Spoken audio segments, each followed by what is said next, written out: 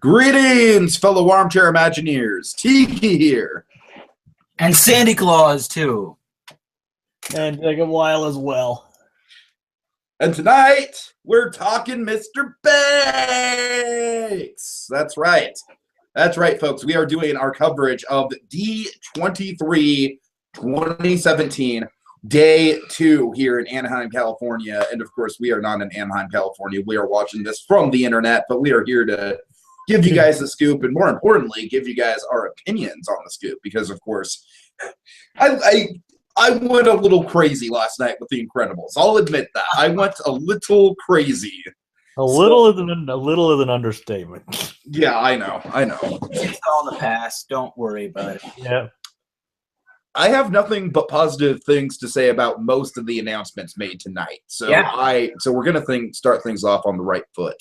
I mean, I don't think I have anything bad to say about tonight's stuff. I know, really, it's all solid. Two things, but just okay. So let's start things off with Star Wars Land, which was last night. I told you guys that the rumored title that they were going to announce today was going to be Galaxy's Edge, and we were half right. The full title is going to be Star Wars: Galaxy's Edge. But still, I love the Galaxy's Edge in the title. It really and of course, you have to have Star Wars there for branding. I don't blame them.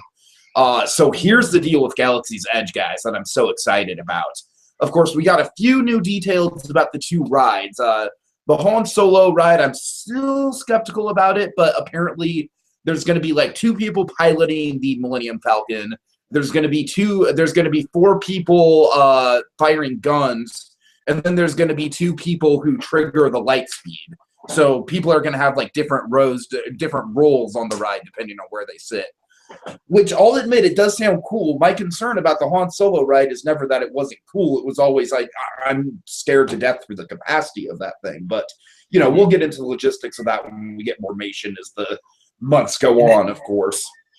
And that's basically confirming that not everyone is going to be piloting. Well, yeah, but like I said, I think it's a good thing, though, because I think it kind of spreads the load around a little. Because it's basically going to be like, how the dogfight in A New Hope goes, where, like Luke is kind of firing and Han Solo's firing, and I believe Chewie's flying. Mm-hmm. That's kind of the general idea, is that it's going to kind of replicate that sort of sense of teamwork. Okay. Oh, yeah. That's fun. Okay, the only other detail we got for the Battle Escape e-ticket, which is going to be a trackless dark ride, is that it's going to be set place almost entirely on a Star Destroyer. Ooh. And apparently you're gonna have a sensation of the Star Destroyer like taking off from the land while you're on it.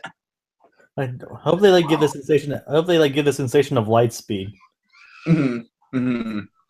I mean, so we'll see. We'll see how that goes. Of course, it's rumored to have over 200 Stormtrooper animatronic. Word on the street is. The big stuff I want to talk to you guys today about with Star Wars Land. There's a few things in particular. I hope I am the first person to tell Jacob and Sandy about this. Do you guys know that Captain Rex is coming back? Oh. Yeah.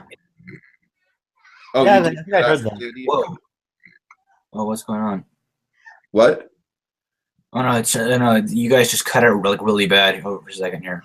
Captain Rex. Rex. Yeah. It's cool that Captain Rex is coming back.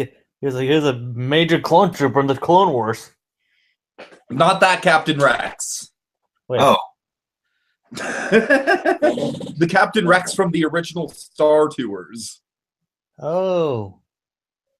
I know this is probably your first flight, and it's mine too. Womp, womp, womp. Nice. So Captain Rex is going to be put in a much more suitable position for him besides Space Captain. He is going to be the DJ at the Cantina. Oh, okay. Which I am just so 100% down for. You guys don't even know. They better get Paul Rubens back to do the voice. If they don't, I'm going to be upset.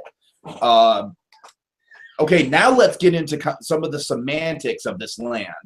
So a lot of your reputation is going to depend on your performance in the Millennium Falcon ride, apparently. like they're going to have people like, you know, like you're going to be recorded on the Millennium Falcon, and then people will interact with you based on like if you did really well on the Falcon ride, they'll be like, hey, you're great, you know, and then if you did shitty on the Falcon ride, they'll be like, oh, look at that scruffy nerfer who can't even fly a damn ship. And like, so your performance on the Falcon is going to dictate how different characters within this universe, within this land, actually interact with you. There's also going to be a bounty hunter. I'm sorry. This is actually what it is. Okay. So if you crash the Millennium Falcon, then you'll be put on a list for a bounty hunter.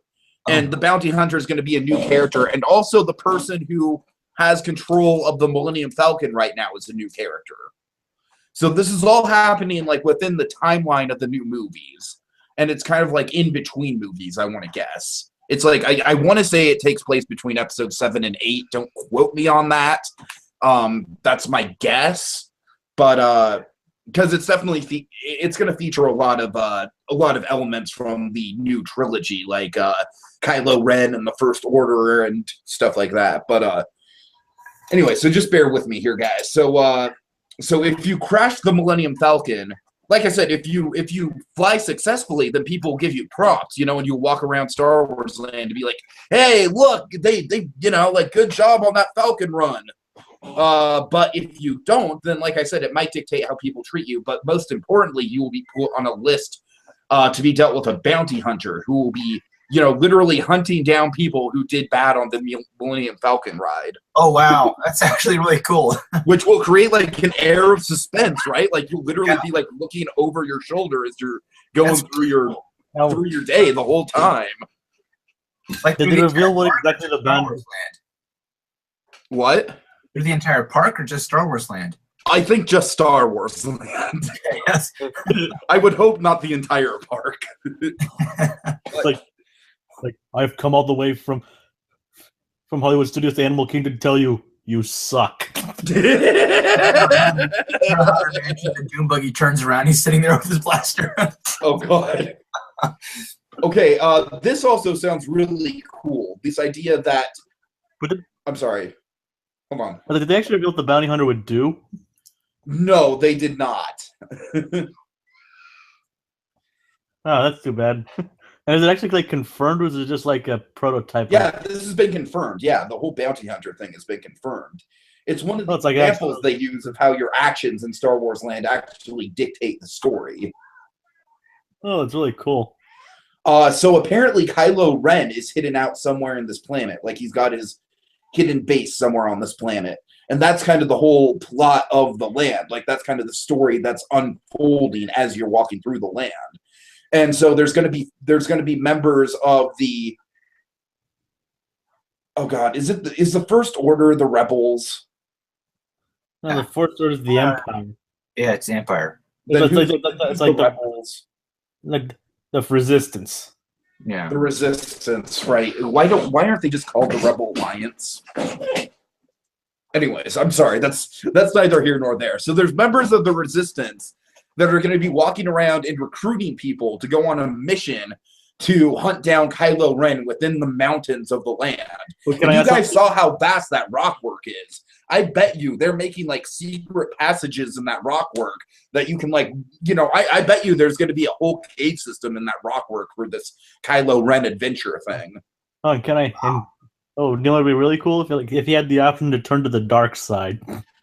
I believe that is in the works too, Jacob. I'm glad you brought that up. I believe that there's also, because as I said, there's going to be a big stormtrooper presence in this land.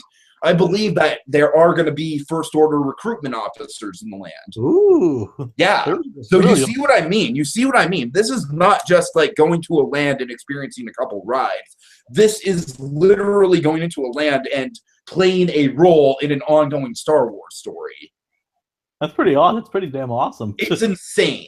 Like, if they can get the semantics of it down, then this is going to be one of the coolest goddamn things in any theme park ever. I mean, there's so many ways that the interactivity seems like I'm stoked for it.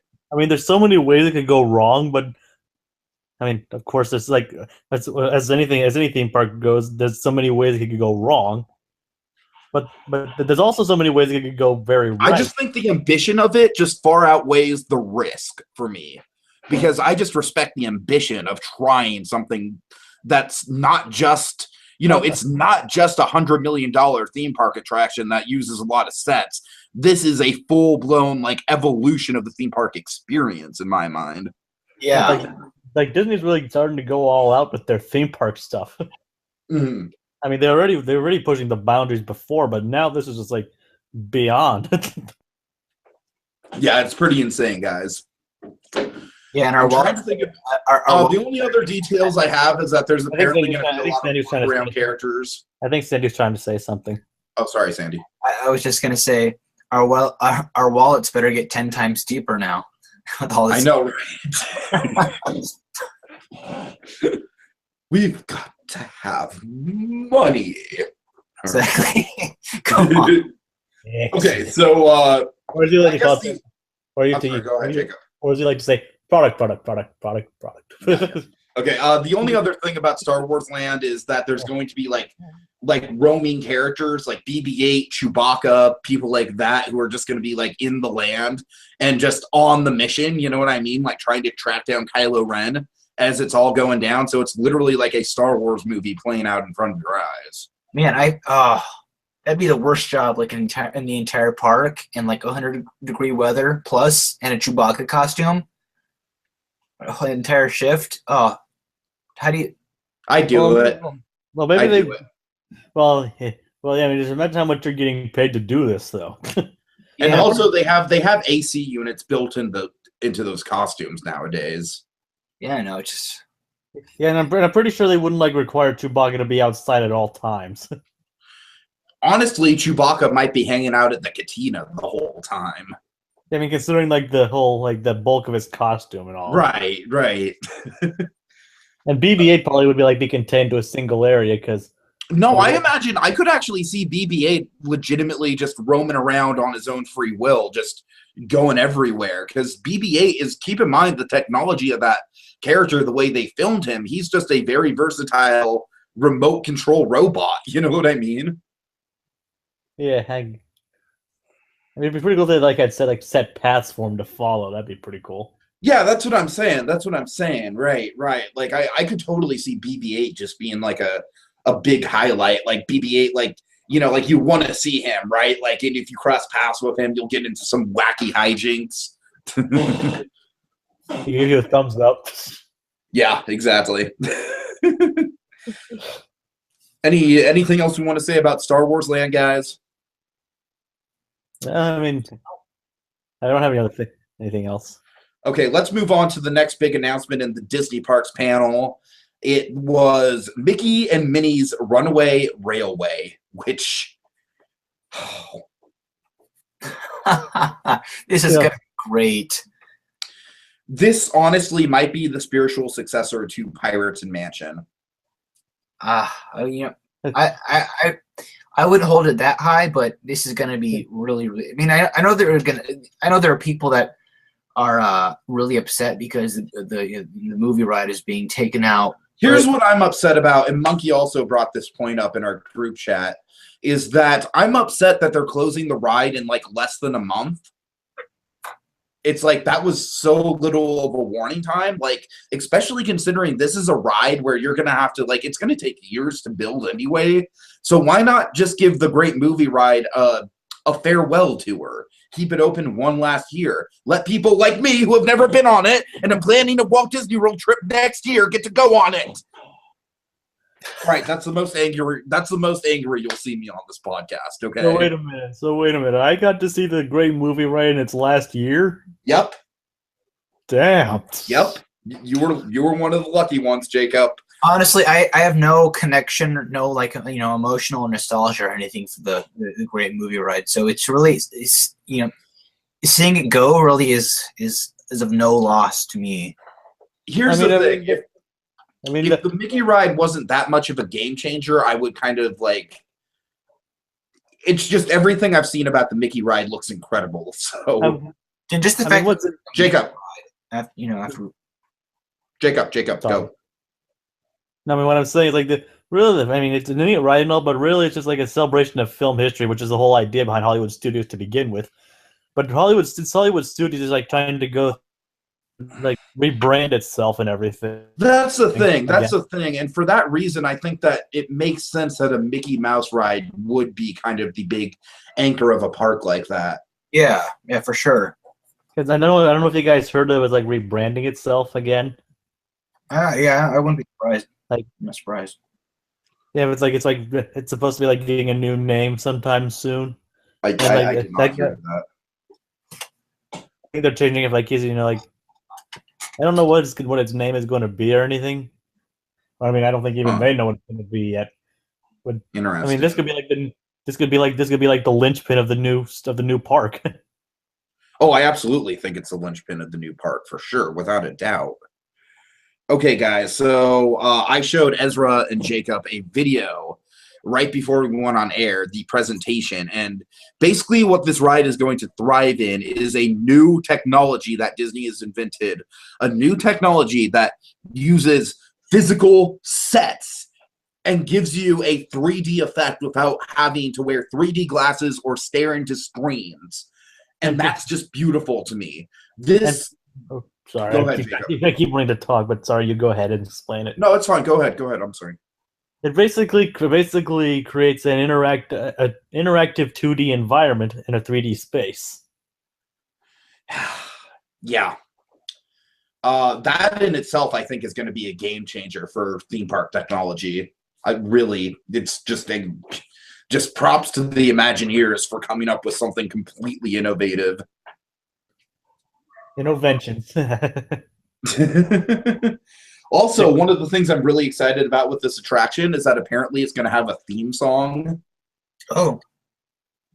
Which, I mean, I'm stoked for, because that totally calls back to like old school Disney, like Pirates and Haunted Mansion. That's mostly, honestly, the theme song thing is mostly where I draw the comparison to Pirates and Mansion, to tell you the truth.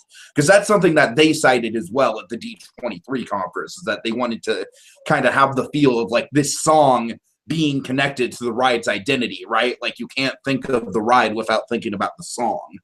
Mm-hmm. Which I'm really excited about, man. I don't know. I just think that's though.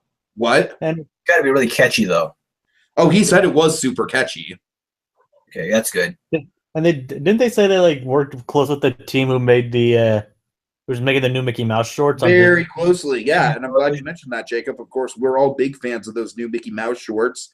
I've even seen some people on the internet say that it's their favorite rendition of Mickey that there's ever been. I don't want to go as far as to say that, but I think those shorts are pretty flawless for what they try to accomplish. Yeah. Which is basically getting Mickey back to like the whole like rapscallion nature that he once had. And it's kind of refreshing because it's like, while most of the Disney company is pushing into this PC thing, which I don't want to get into, I don't want to touch with a 10-foot pole right now. While most of the Disney company is going in that direction, the icon of the company is going back to his more kind of, I don't want to say uncivilized roots, but, it's more kind of like, I don't know, help me out with a good word for Mickey, mischievous. Yeah, his more mischievous roots. Thank you.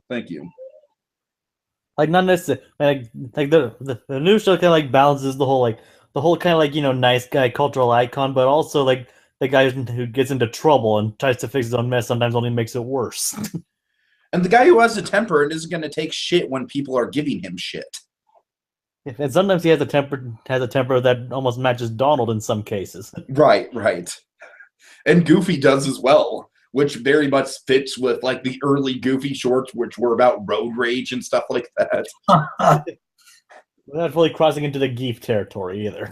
Okay, so speaking of Goofy, Goofy's going to be a main player here. I hope to God that Donald has something to do, because you guys all know how I love Donald. Oh, yeah. But basically the plot is that Mickey and Minnie are going on a picnic, and you're watching this on a movie screen. And then suddenly Goofy pulls up on he's the conductor on a steam train. And basically what happens is they're not telling you how this happens or what in the context of the plot it happens, but essentially you're sucked into the world of the movie on that scene. And then you're with Goofy on the train, as he's conducting the train. And of course, it's Goofy, so obviously things aren't going to go right. We're going to have that classic theme park like, oh shit, something went wrong. Oh, we're in danger. And there's a lot of cool details about it that have been released. Like I said, the biggest thing being the whole basically being able to create the environment of a 2D cartoon without using screens or 3D glasses. Also, it's going to have by far the most hidden Mickeys out of any attraction. Oh, for sure. Honestly, and the fact that considering it's the fact that it's the first ride based solely on Mickey, it's only natural. Yeah, sure. What is the building going to be like? Are they going to change it up? I'm not entirely sure. Honestly, I wouldn't mind if they just kept it as the Chinese theater. I mean, it's continuing the whole movie theme, so... Yeah, exactly. And considering the ride starts with you watching a movie. And what would be cool, though, if they made about the train, if they made it look like Casey Jr. We'll see. I mean, just one like a tribute to Walt and all that. Yeah. Or Lily Bell, or whatever its name is. Oh yeah. So guys, like I said, I am on a personal level, I am very peeved that my trip to Disney World next year is not going to include the Great Movie Ride. All right. I am very personally peeved about that. Don't get me wrong. However, I'm stoked for this ride. Everything I hear about it makes it sound like a game changer. I genuinely think it's one of the most exciting Imagineering projects since Expedition Everest, over 10 years ago. I really think this is a home run for the Imagineering department. I really do. Yeah. Okay, yeah. Okay, and while we're at Hollywood Studios, just a quick note that the Toy Story Land is going to be opening in 2018. That'll feature a couple rides, of course, it'll feature the Midway Mania, and then it'll also feature the Army Man parachute drop ride, a couple other flat rides, and most importantly, the Slinky Dog roller coaster. Oh, cool. Yeah, but the Slinky Dog roller coaster is supposedly going to shake like a real Slinky would shake. Oh, that'd be fun. Yeah. Kind of like how the Seven Dwarf Mine Train, how the mine train swings. Oh yeah, I went on that. I know. Yeah. So it's kind of like that, except for it replicates the sensation of a Slinky. Ooh. So isn't Midway Mania already there? It's near the entrance to where Toy Story Land's going to be. Because I was walking around the Pixar area in Hollywood Studios, and Midway Mania was right. I walked right near Midway Mania. I didn't actually get to go into it. I'm pretty sure what they're gonna do. Don't quote me on this. Midway Mania might technically still be a part of Pixar Place, but I'm pretty sure they're gonna use Midway Mania as a transition into Pixar Place. Or into Toy Story Land, I mean. I mean, that makes sense. I mean, because right near the area, there's a fenced-off area that says Toy Story Land coming soon. Right. So, okay, let's talk about some new EPCOT stuff. This should go pretty quickly. Replacing Ellen's Energy Adventure is going to be a Guardians of the Galaxy e-ticket. Guys, I honestly... On one level, I'm kind of we already saw a Guardians of the Galaxy ride. I'm intrigued to see what they're going to do with an original Guardians ride that's not just a reskin of Tower of Terror. The thing that has me most excited about this ride, though, is that they have a plot detail that Peter Quill actually visited Epcot as a kid in the 80s. Oh, that's actually pretty neat. Yeah, I like that. And so that's why the Guardians are at Epcot. And I was talking to Monkey, and Monkey was telling me some potential edutainment things they could do with the Guardians, kind of this ride, while thrilling, could still kind of work in the edutainment vibes of the original Epcot stuff, in a fun way, in a fun and energizing way.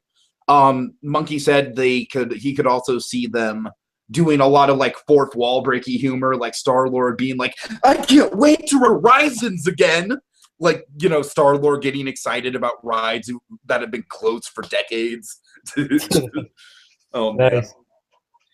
Oh, boy, I get to go on the world of motion. Or if he gets on sport, if he talks about Spaceship Earth. I mean, I know that's still there, but it's I find this really underwhelming after being in space.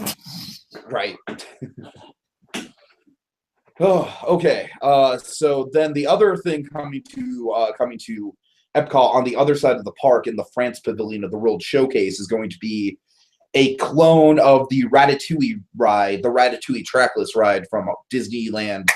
I'm pretty sure it's the Disney Paris Hollywood, the Hollywood Studio, whatever the fuck park that name is in Disney. It's about time. Yeah. Importantly, I think this is intriguing, for me at least, is that the ride is going to take place in like a sub area of the France Pavilion that's going to be beyond the Eiffel Tower. Now, I haven't been to the France Pavilion myself, but from what I understand, the Eiffel Tower is basically like a forced perspective effect, right, Jacob? I think so. Is it going to be kind of like how like there's a ride inside the Mexico Pavilion? I mean, yeah, that's the idea, but like I said, to get to it, you're going to have to go like past the Eiffel Tower, which is intriguing to me because you're going to like walk past the forced perspective effect. I didn't really check out the French. I didn't really get to check out the French area. Well, now you'll have an excuse to.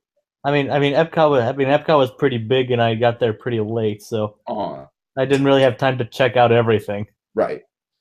I mean, I got to see the fireworks show. That was good. I mean, a bit of a sidetrack, though. I think with my trip, I'm definitely going to focus on Epcot. Like, I'm going to have multiple days at Epcot. Anyways. But yeah, I mean, like Ratatouille, I mean, I can't wait to see what they do with that. I mean, it's like, I still think, I mean, for personal reasons, I still think that's my favorite Pixar movie. So I mean, just like the charm of it just hasn't been matched, I don't think. But yeah. But so, I mean, to see an entire at least area based on that in Epcot would be pretty interesting. I mean, it definitely fits very thematically well. Oh yeah. Well, let's hope they don't follow the rat's cooking part. Well, I mean, I think that is the plot of the ride, is that you're actually like a rat in the kitchen trying to help Remy cook a meal. Ooh, that's actually. I'm not even kidding. That's literally the plot of the ride. Like all the ride vehicles are like little mice. Okay. Anyway, so let's go to in the Magic Kingdom. There's 2 new additions. One is just very quick. Apparently there's going to be some sort of like huge theater in Main Street, which I don't know, guys. I don't know if they're going to be playing like a theater performance or if it's going to be some kind of show or what. You know, according as Monkey told me, he's like, it's kind of hard to get excited about it when all we know is that it exists, and I agree with him. But importantly, we're going to get the Tron Light Cycle Chase from Shanghai Disneyland coming over to Magic Kingdom's Tomorrowland, which, guys, I have definitely seen footage of that thing, and it looks incredible. So, yeah, definitely a cool new addition there. Okay, there's going to be what, Jacob? Saying it's at Shanghai. It was, yeah. It debuted at Shanghai last year. Yeah. No, that's pretty cool. I mean, I can't wait to see what it looks like here. Mm-hmm. Okay, so we're almost done with the park stuff. So there's going to be a Star Wars themed resort, which is going to take place entirely on a space station. So like the lobby and your rooms and the hallways and everything, you're just going to see out into space. That's really nice. Yeah. That's about all the info we have for it. We don't really have info on like how the amenities will work, or if there's going to be like a role playing element to it, or I'm sure they're going to have like that and stuff. You know, like bring you room service. Right. That'd be great. Did they reveal like where the location of the hotel is? You know, they might have, but I honestly don't know off the top of my head. All right. I mean, because they have like different themed hotels around different areas of the park, so I was just like wondering if it's like gonna like be near Hollywood Studios or something. I mean, if I were to take a guess, I'd definitely say it'd be near Hollywood Studios. Yeah, considering that's where the Galaxy's Edge is going to be at Disney World. Yeah. Okay. All right, so we got some surprise Marvel announcements, guys. Not really sure about the details on either one of these, but the Avengers is coming to Disney California Adventure, which is not surprising to me at all because, of course, they have that Avengers Vault next to the Guardians of the Galaxy ride, so we all pretty much knew that was coming. I can't wait for that. I'm stoked to see a Hulk animatronic. That's going to be awesome. So much potential for that. But the big surprise announcement, I think. What? Oh, again, I was talking about the Spider-Man ride. I'm excited for the surprise announcement, Ezra. No one really saw that coming, especially because Universal already has a famous Spider-Man ride. Yeah, I was gonna ask about that. I mean, obviously, this attraction is going to be based on the Homecoming iteration of Spider-Man, and it's not going to have anything to do with the Universal attraction at all. I hope that there's more physical sets. Like, I think this is a good opportunity to do a Spider-Man ride where you're actually like swinging alongside a real, like an animatronic Spider-Man. And I don't know, it'd be interesting. Like, there's so much potential for a Spider-Man ride, I think. It'd be interesting if we got to see like different interpretations of different villains, like in the ride. Like, I think like a kind of like a police car robbery chase, and you see Spider-Man swinging above you. You see him on different on pieces of structure and cars and stuff. I can see that. Yeah.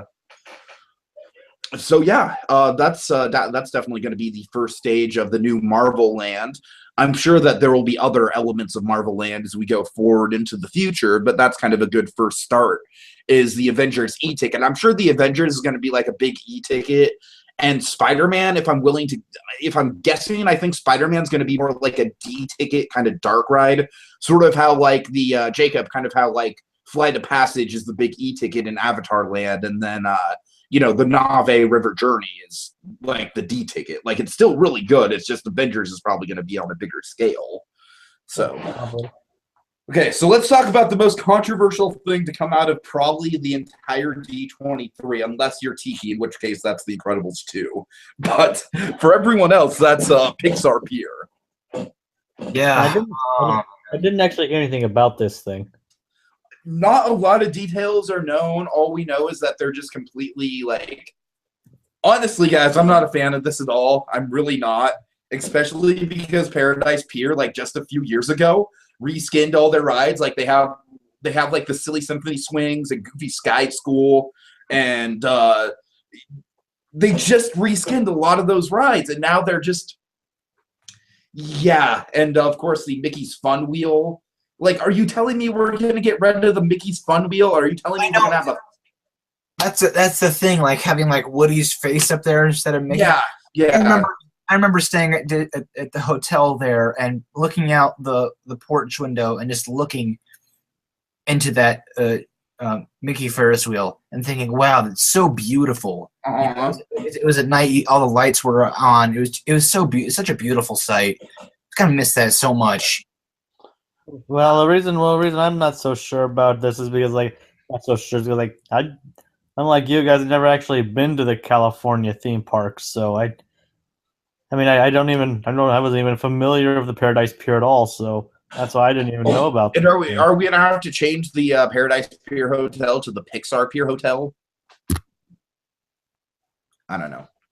I'm not a big fan. I like the idea of Luxo ball carpet. What? Of like Luxo ball carpet patterns for a hotel. That'd be great. I mean, yeah, Sandy, I think that the front runner to replace Mickey would probably be Woody. I'd imagine, they had that there was that one, I don't know. I'm that one design they had for the the Woody's Roundup merchandise in Toy Story. Yeah, I know what you're talking about. Yeah, something. I imagine stuff like that's going to play a pretty big part. We are going to get a proper replacement for the Maliboomer, which is going to be nice. To actually have a ride back there again. Mm-hmm. And guys, that's about it for the theme park stuff. Yeah, that was a lot of stuff. I know, man. It was a big year. I'm stoked for the Star Wars Land stuff. I'm stoked for Mickey and Minnie's Runaway Railway. All the Epcot and Magic Kingdom stuff like Tron and Ratatouille all sounds like very economical and smart decisions on the park's part. Avengers and Spider-Man are natural choices for California Adventure, I think. The only thing I'm skeptical of is Pixar Pier. I just don't see the point really. But except for product. All right. Like I said, I wasn't really familiar with it to begin with, so I mean, I don't know what to say either way. So. Yeah. So speaking of product, Jacob, Kingdom Hearts 3. Heck yeah. So I did get a chance to watch the panel, Jacob, so you have to kind of do a recap. All I know is that Toy Story is going to be an area. Oh yeah, as I revealed earlier. Uh-huh. Oh yeah, that's like they basically opened up with a trailer that they showed several months ago, like detailing like some of the returning worlds, like such as of course we're going to Olympus Coliseum once again. Of course. And they, as you're probably aware, a while back they did reveal a Tangled and Big Hero 6 world. Right. And now it's been revealed that, as you just said, there's going to be a world based on Toy Story, which people have been hoping for quite a while. Yeah, I remember people were wanting that in Kingdom Hearts 2. Yeah, basically, and especially more since it was revealed that Buzz and Woody were planned to be summons in that game. Exactly, right. I mean, I think they were probably cut out because of during the development of the game, the tumultuous relations between Disney and Pixar at the time. So, yeah, for sure. I mean, certain things were patched by the game's release, but during development, things were pretty rocky between the two companies. So, I mean, it still doesn't explain why they didn't appear in any of the spin-offs that came after Kingdom Hearts 2, but still. Yeah. But maybe they're just holding out for the next big release, which was obviously Kingdom Hearts 3. And now they actually did confirm that like several of the staff from like Pixar are working on it. Like they came up to help to develop the story for the land. John Lasseter is involved with, like he's helping with Toy Story and Kingdom Hearts 3. Now, Jacob, I have a question. With this Toy Story environment, are we going to see Sora, Donald, and Goofy transform into toys? Yep. Toy size and everything. Yes. Oh, that's awesome. Oh, I love that. I mean, I don't know. I'll see if I can find like a screen share of it.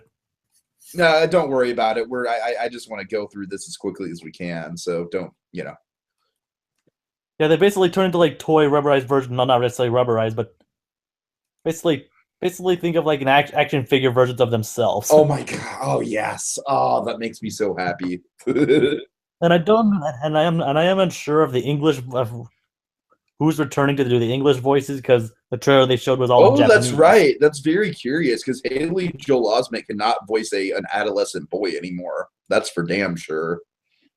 Well, I mean, it's been confirmed that he's still doing Sora, but it has. Oh, okay. More power to him then. Way to go, Haley. Still working. I mean, he's been in all of them so far. So I mean, I don't think they're gonna get rid of him.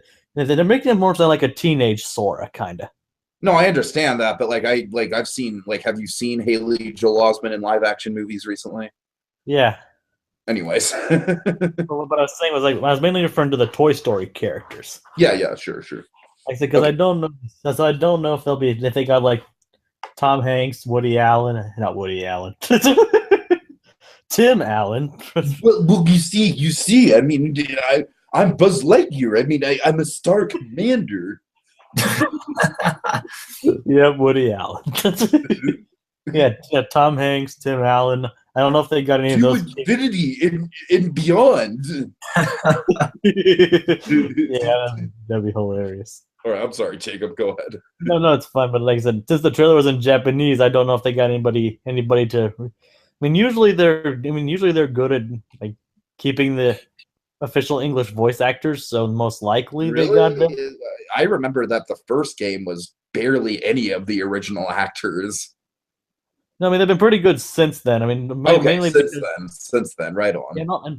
And also because of the first game, a lot of them were either chose not to return or were based on old actors and actresses that had died at that point. Right, sure, that's true. So I mean, I don't think they'd get Tim Allen. Probably like someone else or Tom Hanks, like probably someone like they probably get the person who like did their toy work or something. Or Patrick Warburton.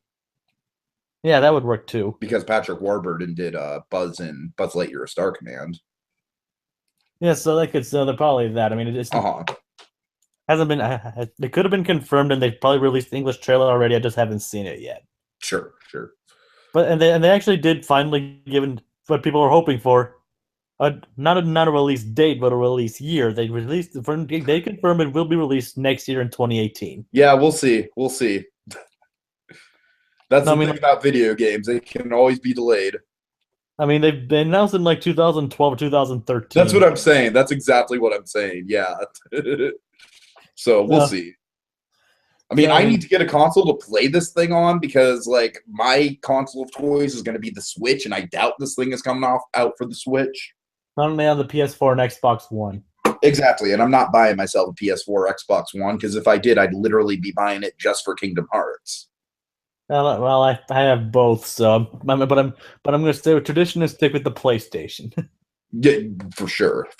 Respect there, man. Anyways, I mean, not that there's anything wrong with it coming to Xbox. It's just no. It's just I hear you, man. I have so much nostalgia playing the original on the PS2. Oh man, that was some good times. And Sandy is just totally left out in the dust in the conversation. I'm sorry, Sandy. Yeah, don't worry about it. I'm not. As one person put it, the third game's supposed to be so epic it skipped an entire generation. Oh God. Okay. I mean, it's a lot of pressure to live up to, but the looks of things, it actually looks pretty interesting. Like they definitely improved it since they first revealed it. Like ever since they switched to the Unreal Engine and everything, it's like. But what's pretty cool though about this whole thing about the presentation is that they actually had Tetsuya Nomura there. Oh, nice. And an interpreter since he doesn't speak English. Of course, yeah. But yeah, he led the introduction and all that. I mean, that's basically all I can reveal about the Kingdom Hearts. I mean, they didn't show much else. I mean, other than talking about Toy Story and all that. Okay, cool. Thanks. Go ahead, they had some of the story artists from Pixar working on there. Like I said, John Lasseter is involved in it to some extent. Uh-huh. So it's pretty cool. Pretty clear that they're like involving the people who made these stories to see how they fit into Kingdom Hearts. Sure.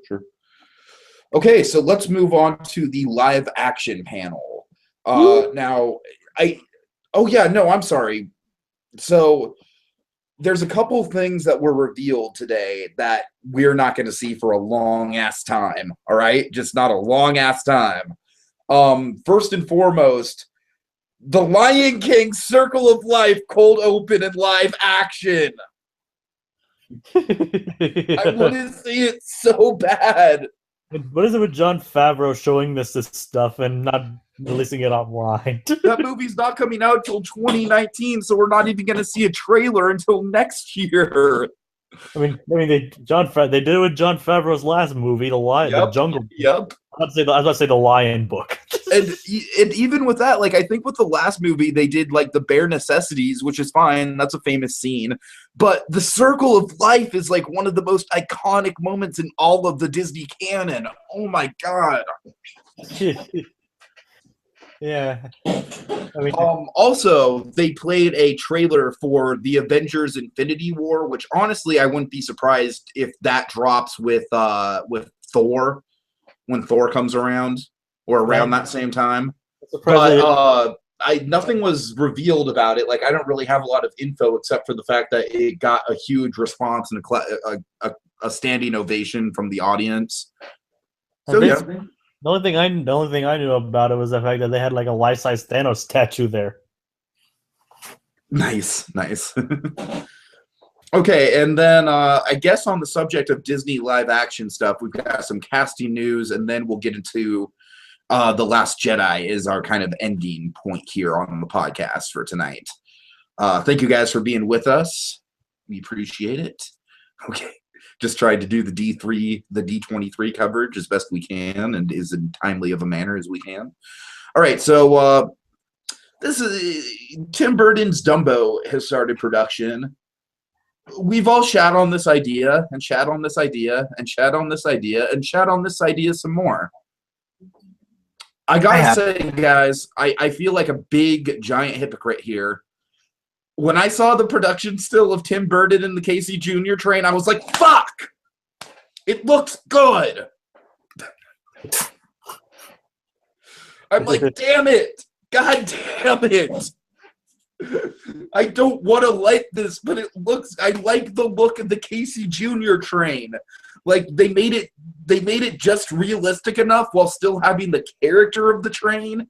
I'm like, it's so frustrating because I was so ready to hate that movie, but now it's like, fuck, and Tim Burton, his roots were like the circus movies and weird circus clown shit and stuff like that. So why wouldn't he be good at something like Dumbo? I don't know. I'm so conflicted, guys. A whole movie like the Clown Dream and Pee-wee's Big Adventure. That's what I'm saying. It could be amazing. Oh, man.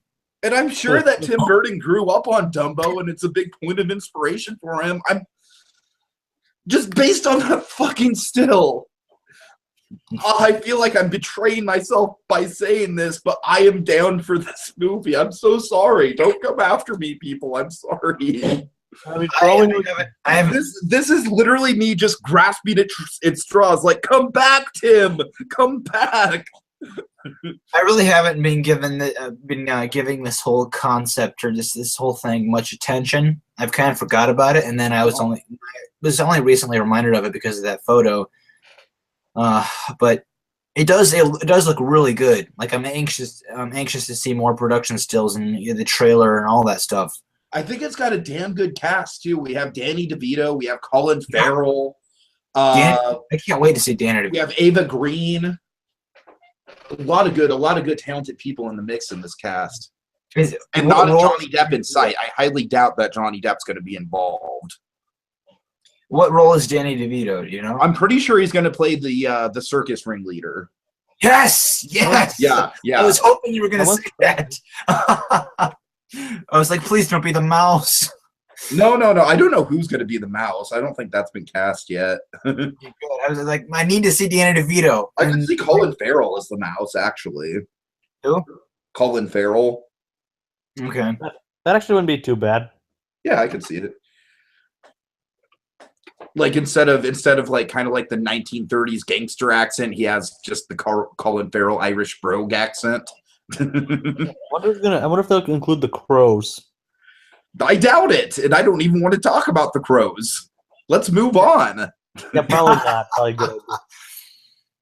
I literally don't even want to acknowledge the crows right now at all. Okay. Or the roustabouts. I'm sure they'll have some kind of wink and nod to the crows. I don't think they're going to say anything. Like just like, hey, look, there's crows on the tree. All right. Yeah. You see them? Okay. Done. Exactly. That's what they'll do. No. I mean, it's kind of like remaking Peter Pan. Like if they remake Peter Pan, they're going to have to tone the hell down with the Red Man stuff. The what? Yeah. The Red Man stuff. Yeah. Because that is the straight up most racist shit that has ever made its way into a mainstream Disney movie, as far as I'm concerned. As far as I'm concerned, that takes the cake. As far as at least in terms of animation. Yeah, in terms of animation, sure. Okay, so yeah, Hugh Jackman is going to be playing Scar. He's going to be playing the voice of Scar in the live-action Lion King. Now, I've actually heard a lot of people saying that they're disappointed that Jeremy Irons isn't coming back, especially because James Earl Jones is going to be back as Mufasa. But I think if you brought Jeremy Irons back, there was a Disney debate question about this a long time ago, guys, back when the Lion King remake was first announced, where if you had to keep one of Jeremy Irons or James Earl Jones, who would you keep? I think we both kind of unanimously agreed that if Irons and James Earl Jones were both in the movie, I think it would be a little too distracting. I think it'd feel a little too much like the original. James Earl Jones is Mufasa. Exactly. Don't be wrong. Jeremy Irons is Scar. I feel like with Scar, there's a lot more breathing room to bring different interpretations of the character into the mix. Yeah, for sure. Exactly. Mufasa's voice could be done by a lot of people and still become as so suave and menacing. No dissing on Jeremy Irons though. Which to me, that's exactly what Hugh Jackman's going to do. Hugh Jackman is just going to take it and just make it completely his own thing. But I don't know if it's actually exactly confirmed that he's actually doing the voice. It's just I'm pretty sure it was confirmed at the panel, Jacob. I'm pretty sure. I'm a whole lot more excited for The Lion King than I was Jungle Book. A whole lot more excited. because it's Jungle Book. I mean, I know What do you have against the Jungle Book, motherfucker? That was the last movie that Walt Disney worked on. Show some respect. Yeah, okay, seriously. The Lion King is a better movie, though. I'm just saying. No, okay, I'll give you that. The Lion King's a better movie. However, there is more risk with The Lion King as well. Because, guys, I got to say, Beauty and the Beast is... Hold on, what's that? Beauty and the Beast is, like, straight up my least favorite film of the whole goddamn year, all right? Beauty and the Beast, when I first saw it, I was like, yeah, that was okay. And then I saw it again, I was like, oh, God, it's so pointless. So that's what I'm worried about with The Lion King. And that's why I'm hoping that Hugh Jackman changes it up with Scar. I definitely don't want Hugh Jackman to do a Jeremy Irons impression with his performance. All right, Jacob, you were trying to say something. I'm sorry. Yeah, what I was saying was I was trying to explain to him why there's greater risk. Is because it's a more recent movie and it's considered to be a better movie in general. No, and I agree with that. It is a better movie, but like I said, not to talk in circles, but because it's a better movie means there's more risk of disappointing fans, I think.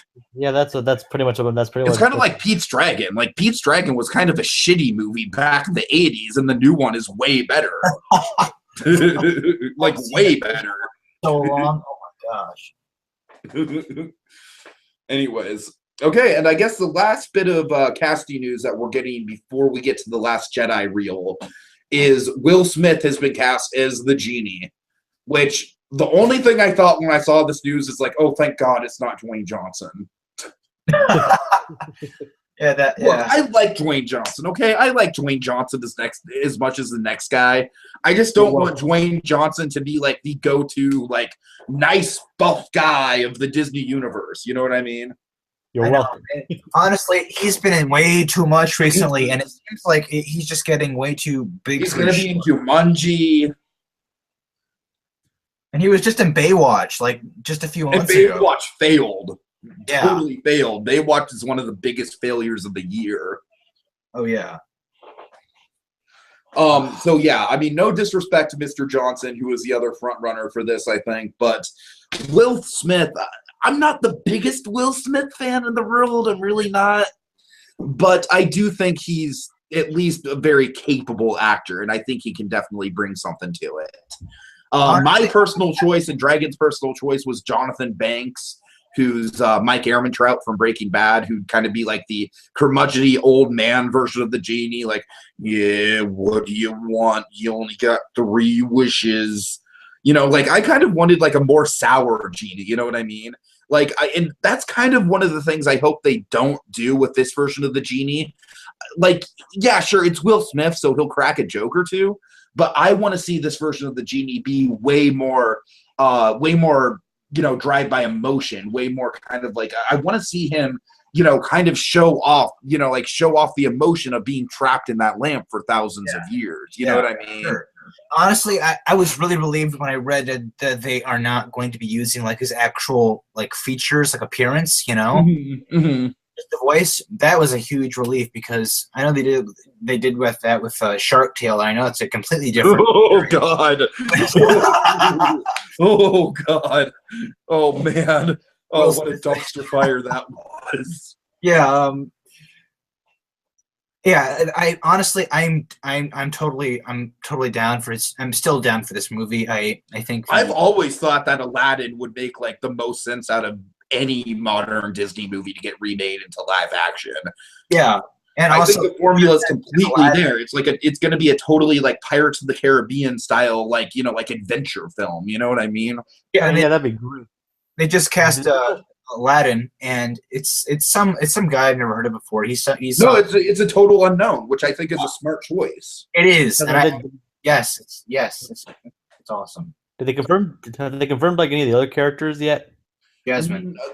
We have a name for Jasmine. I forget what the name is. She's been in a couple of TV shows that I haven't seen, but she's pretty much an up and comer as well. Aladdin is a huge unknown. We haven't had any casting news for anything like Jafar or the Sultan or anything like that. I think it'd be awesome if Jim Cummings just came back to play the captain of the guard again. That would be great. That voice in Aladdin, right? Yeah. Pretty much. I guess it Razul. depends on what the other cast looks like, because Jim Cummings is, no offense, but he's a white guy, and this is that's true. That's very a white setting. Oh God. I mean, maybe they could like overdub his voice or something. Or maybe, I don't know. I don't know. I'd be curious to see who Iago is. Maybe Jim Cummings can be Iago, and they can go in a completely different direction with Iago. I mean, the stage play turned him basically into a short human. So, Right. I mean, at least, I mean, I can understand that. I mean, they can't do a Zazu and that kind of thing. So, so I can kind of understand why they did. But Honestly, I mean, I at least hope they keep him a bird for the movie, though. I think, I don't know. I mean, honestly, I think it's just going to be, who's the guy who did, I forget two names now. The droid in Rogue One. What's his name? K2SO. Yeah, what's his name? Alan Tudyk, yeah.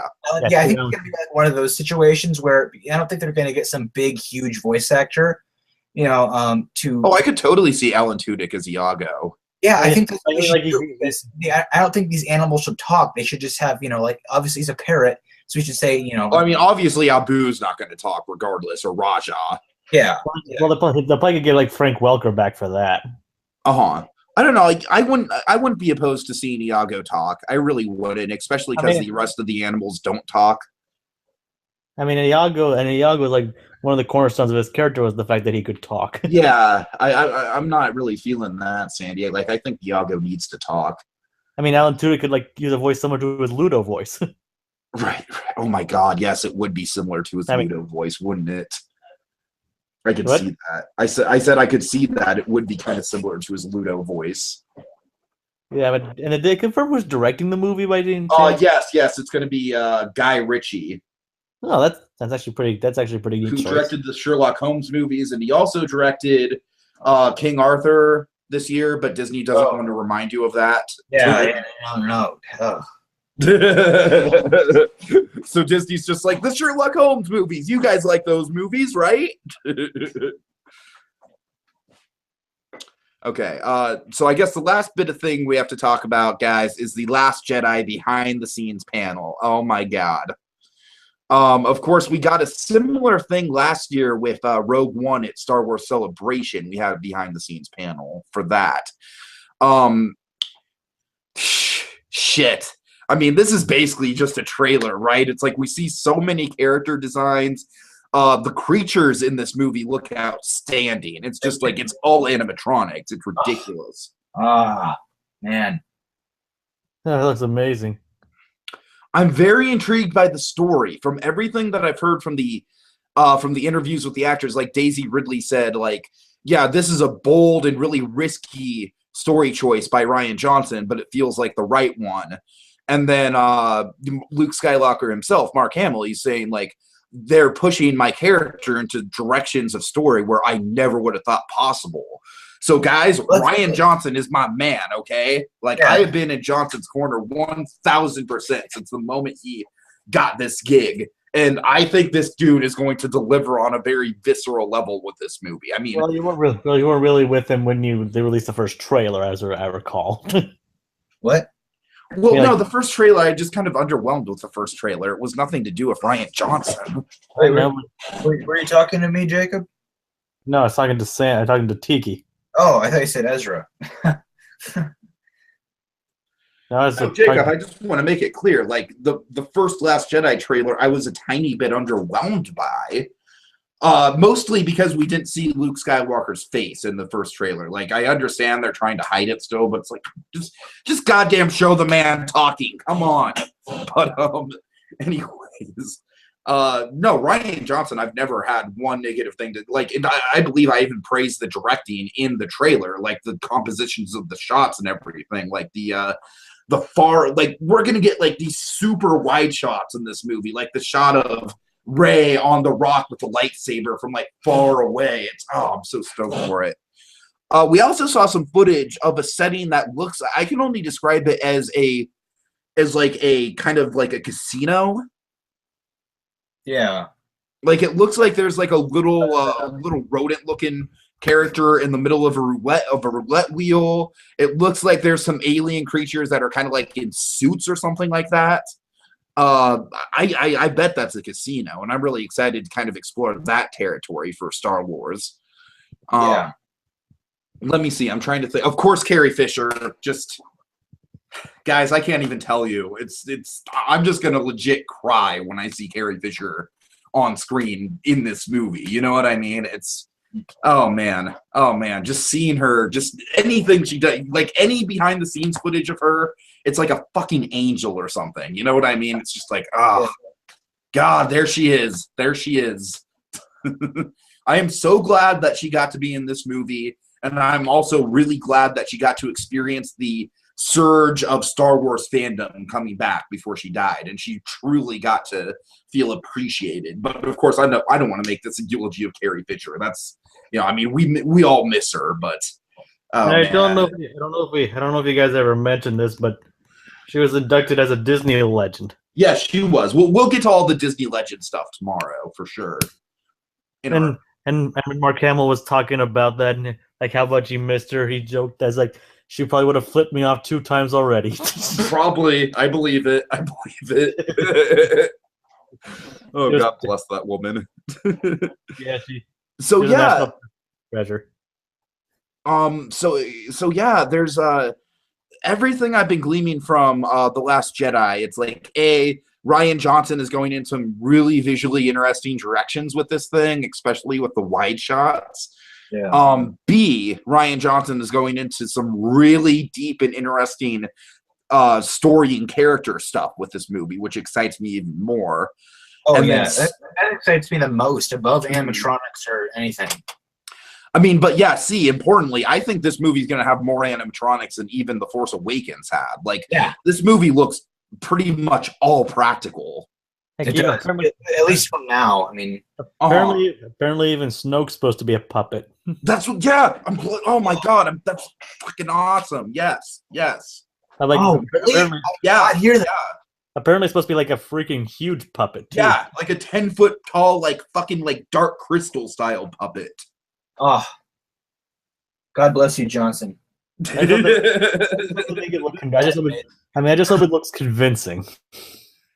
Okay, guys. Thank you so much for joining us on our coverage of D23. I know I got a little carried away with the Incredibles 2 thing. I hope you guys can forgive me for that. I'm willing to give the movie a chance. I know I was a giant asshole last night. All right? Bygones are bygones, Tiki. So I'm much more enthusiastic coming out of today's panels and everything like that, coming out of these announcements. I think all these announcements range from at least making good business sense for the company at the very least to some of the most incredible and groundbreaking things I've ever heard being done for a theme park.